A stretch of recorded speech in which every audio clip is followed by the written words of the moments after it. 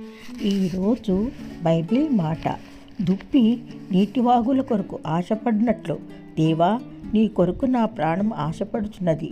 నా ప్రాణం దేవుని కొరకు తృష్ణగొంచున్నది. జీవము గల దేవుని కొరకు తృష్ణగొంచున్నది. దేవుని సన్నిధికి నేనెప్పుడు వచ్చేదనో ఆయన సన్నిధిని నేనెన్నడూ కనపడెదను. నీ దేవుడు ఏమాయనని వారు నిత్యము నాతో అంటుండగా రాత్రింపగళ్ళు నా కన్నీళ్లు నాకు అన్నపానములాయెను. జనసమూహంతో పండుగ చేయుచున్న సమూహంతో నేను వెళ్ళిన సంగతిని సంతోషం కలిగి స్తోత్రములు చెల్లించుచు నేను దేవుని మందిరమునకు వారిని నడిపించిన సంగతిని జ్ఞాపకం చేసుకొనగా నా ప్రాణము నాలో కరిగిపోవచ్చున్నది. నా ప్రాణమా, నీవు ఏల కృంగియున్నావు, నాలో నీవేళ తొందరపడుచున్నావు. దేవుని యందు నిరీక్షణ ఉంచుము.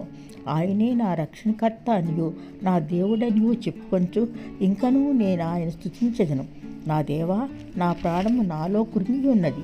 కావున యోర్దాన్ ప్రదేశము నుండియో హెర్మోను పర్వతం నుండియో మిసారు కొండ నుండియో నేను నిన్ను జ్ఞాపకం చేసుకొంచున్నాను. నీ జలప్రవాహదారుల ధ్వని విని కరును పిలుచుచున్నది. నీ అలలనియు నీ తరంగములనియు నా మీదుగా పొంగి పారియున్నవి.